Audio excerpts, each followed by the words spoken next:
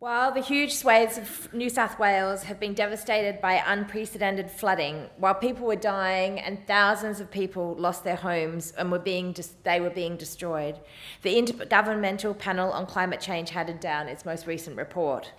The main takeaway from that report is that climate change is already with us. It is already fueling extreme weather events, and the window to act to prevent devastation beyond that which we can adapt to is rapidly closing.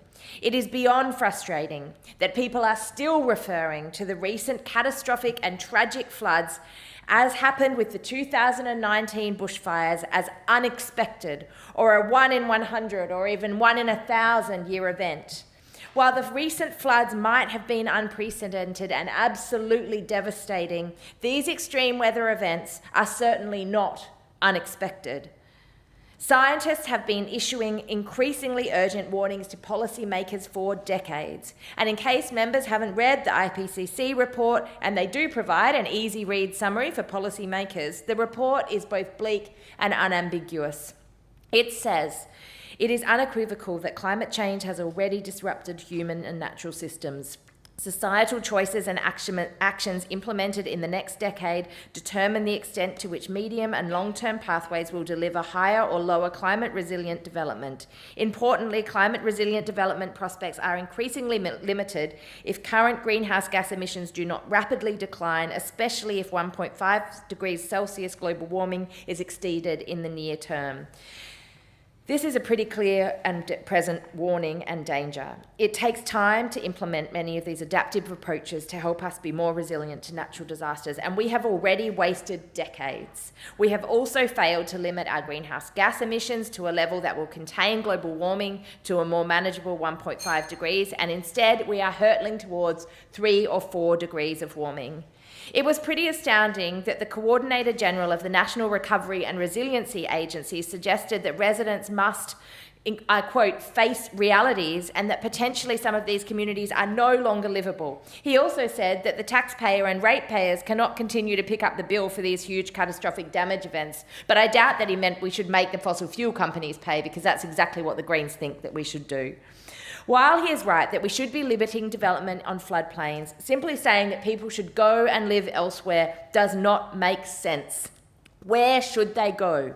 200,000 people in Sydney were evacuated because of the floods. Heat waves in Western Sydney are anticipated to hit 50 degrees if we continue on our current emissions trajectory. They will become difficult places to live.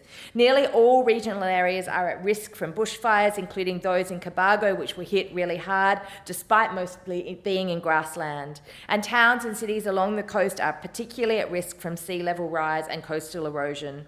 Inland areas are at risk of severe water shortages, desertification, and extreme unlivable heat waves. All of us are at risk, and the risks are serious. We cannot simply live elsewhere, because the impacts will start to compound and there will be no elsewhere.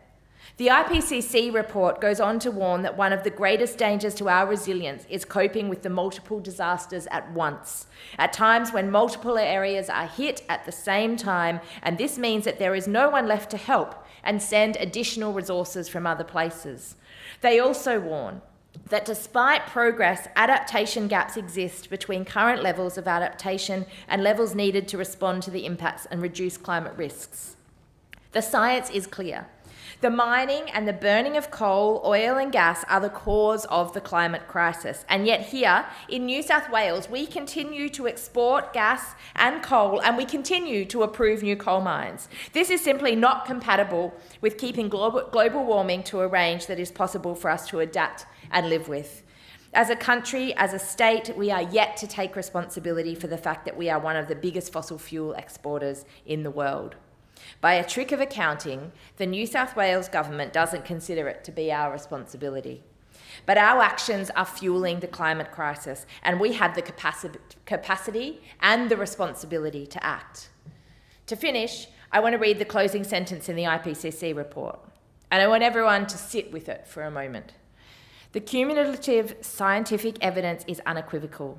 Climate change is a threat to human well-being and planetary health. Any further delay in concerted global action on adaptation and mitigation will miss a brief and rapidly closing window of opportunity to secure a livable and sustainable future for all.